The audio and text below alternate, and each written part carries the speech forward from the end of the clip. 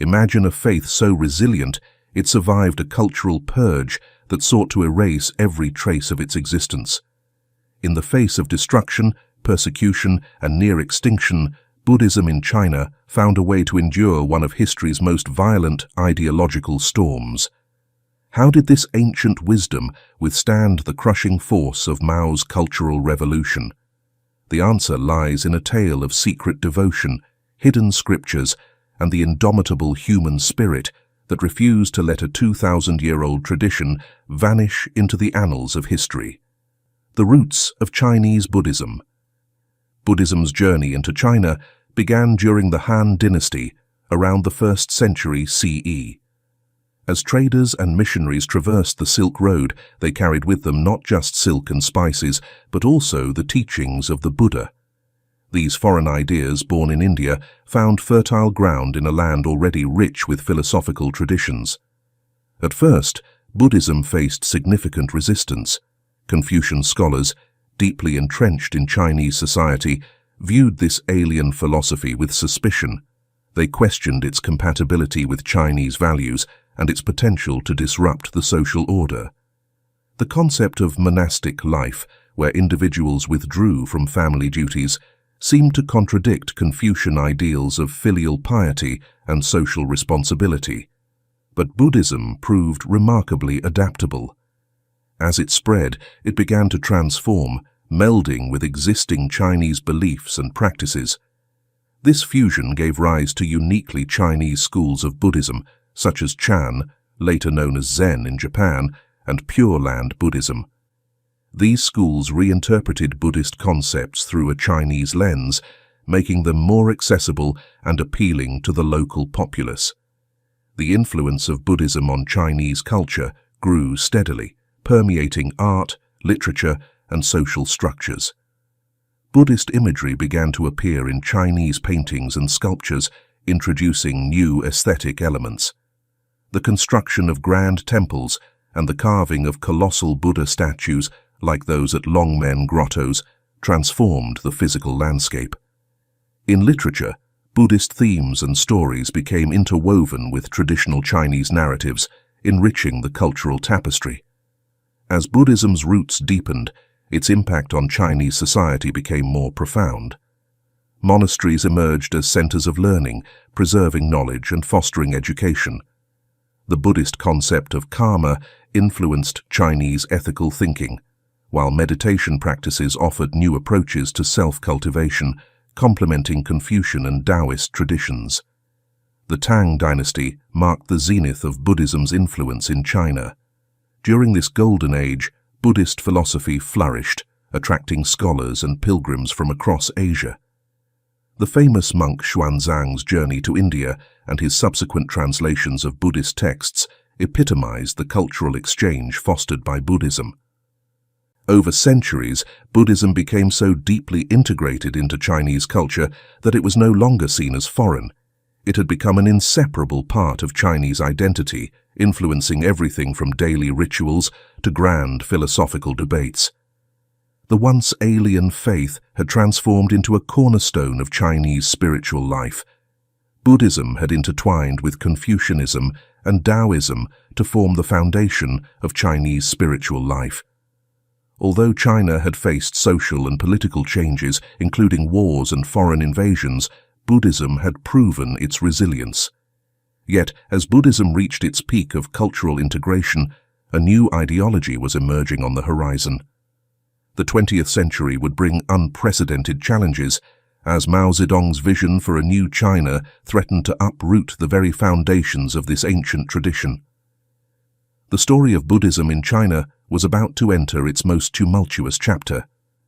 The storm gathers, Mao's vision and the Four Olds. Imagine a world where millennia of spiritual wisdom could be erased in a single generation. This wasn't just a hypothetical scenario, but a very real threat faced by Buddhism in 20th century China. What drove Mao Zedong to declare war on his own country's cultural heritage, and how did this ideology specifically target one of China's most enduring spiritual traditions?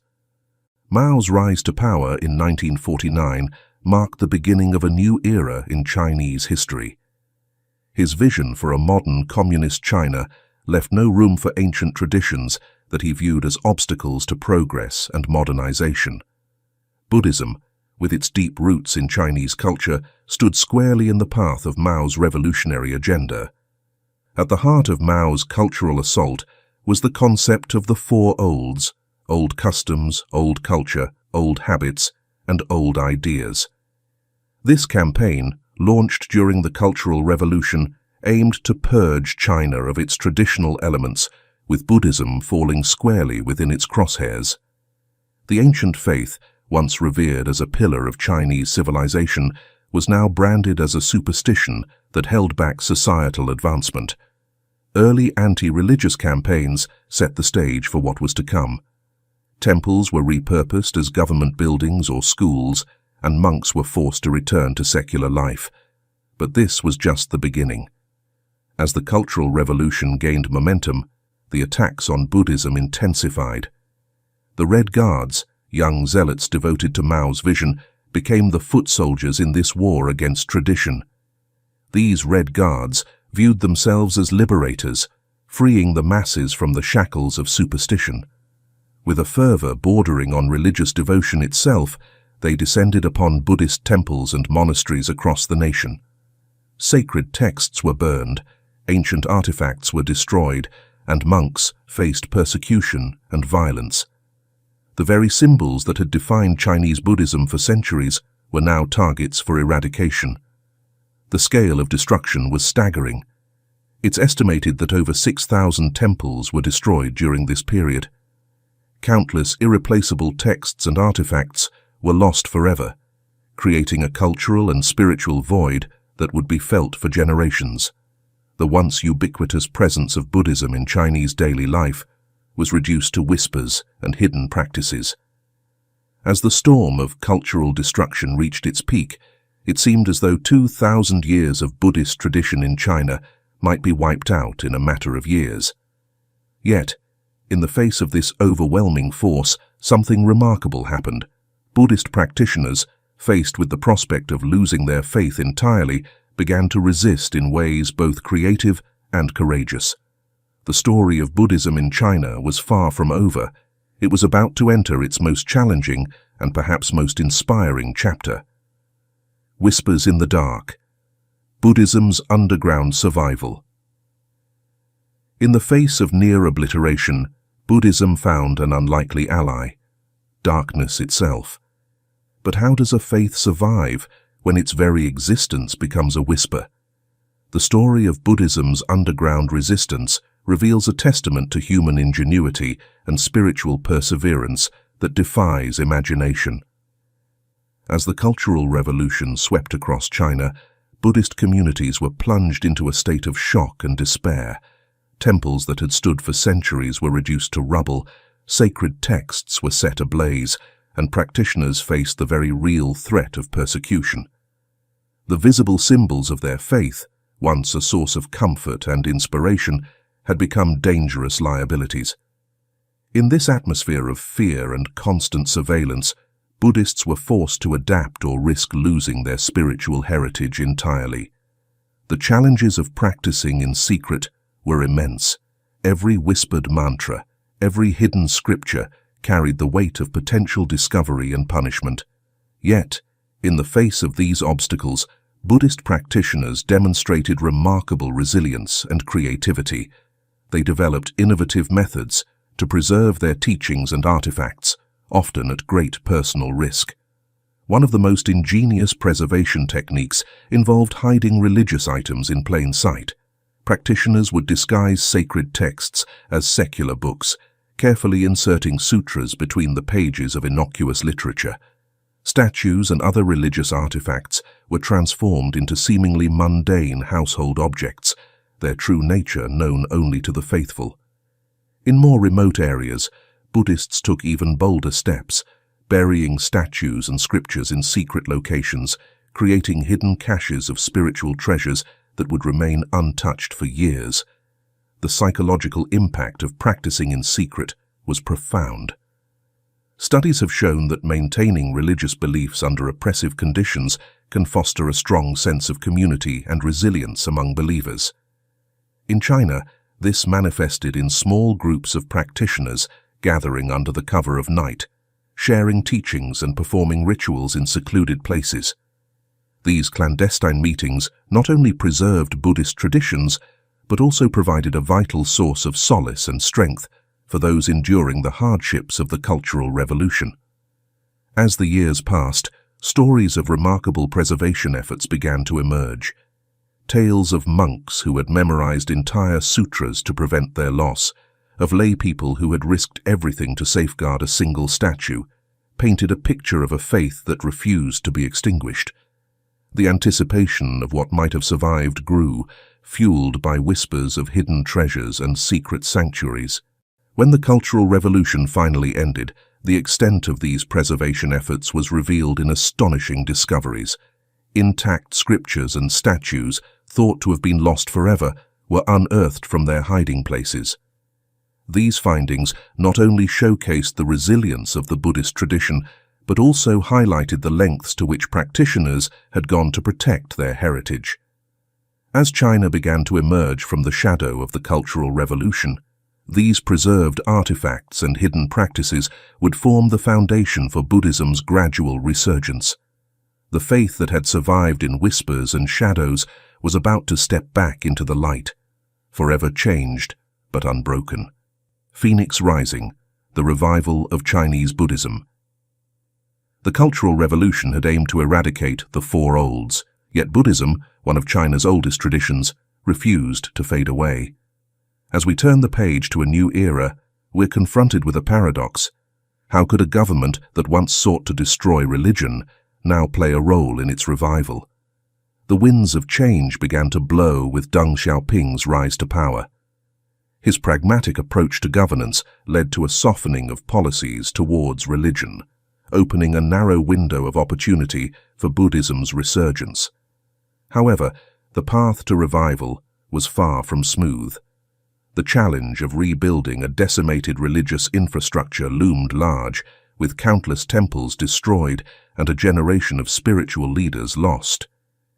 Yet, from the ashes of destruction, Buddhism in China began to rise anew. The restoration of key temples became a symbol of this revival, none more iconic than the Shaolin Temple. Once a target of the Red Guards, Shaolin was reborn as both a spiritual center and a cultural landmark, drawing millions of visitors each year. This dual role as a place of worship and a tourist attraction reflects the complex position of Buddhism in modern China, simultaneously embraced as cultural heritage and subject to state oversight. The scale of this Buddhist renaissance is staggering. From mere hundreds of temples that survived the Cultural Revolution, the number has swelled to an estimated 13,000 in the early 21st century. This growth speaks not just to the resilience of the faith, but to a renewed hunger for spiritual connection among the Chinese people. International Buddhist communities played a crucial role in this revival. Organizations from Taiwan and Hong Kong in particular provided vital support, offering financial resources and training for a new generation of monks and practitioners. This transnational network of support helped bridge the gap left by decades of suppression, allowing Chinese Buddhism to reconnect with its global roots. As Buddhism re-emerged in China, it began to adapt to the realities of modern society in unexpected ways. Universities started incorporating Buddhist philosophy into their curricula, while mindfulness practices gained popularity in corporate environments. This integration of ancient wisdom with contemporary life has allowed Buddhism to remain relevant in a rapidly changing China. Modern-day Buddhism in China. Today, Buddhism in China has re-emerged, but it faces a delicate balance. On one hand, millions of people across the country practice Buddhism, visit temples, and celebrate festivals like Vesak, honoring the Buddha's birth, enlightenment, and death. Temples have become bustling centers of activity, drawing both devout practitioners and curious tourists. However, the Chinese government's involvement in religious affairs remains pervasive. Temples are often monitored, and monks must navigate the fine line between maintaining their spiritual duties and adhering to state policies. In some regions, this tight control creates tension, but Buddhism continues to flourish nonetheless. The rise of mindfulness and meditation in the West has also brought renewed global attention to Chinese Buddhism. Internationally, Buddhism is increasingly seen as a source of mental peace and wisdom, especially in fast-paced modern societies. Practices like Zen Buddhism and Vipassana meditation have gained popularity worldwide, reinforcing the universal appeal of Buddhist philosophy. Despite the challenges, Chinese Buddhism is alive and well, carrying forward the teachings of compassion, mindfulness, and non-attachment in a rapidly changing world. Buddhism's survival through China's Cultural Revolution stands as a powerful testament to the enduring nature of spiritual traditions. Despite facing near extinction, this ancient wisdom not only persisted, but adapted, demonstrating the resilience of human spiritual expression in the face of political oppression. The complex relationship between political power and cultural identity is laid bare in this story. Buddhism's ability to weather such intense persecution raises profound questions about the limits of state control over deeply ingrained beliefs and practices. It challenges us to consider how ancient wisdom might continue to shape our world, even as it evolves to meet the needs of modern society. As we look to the future, Buddhism's journey through China's tumultuous past offers a glimpse into the potential trajectories of spirituality in our increasingly globalized world. How might other spiritual traditions adapt and thrive in the face of rapid social and technological change? The story of Chinese Buddhism suggests that the search for meaning and inner peace remains a fundamental human drive, one that can survive even the most challenging circumstances.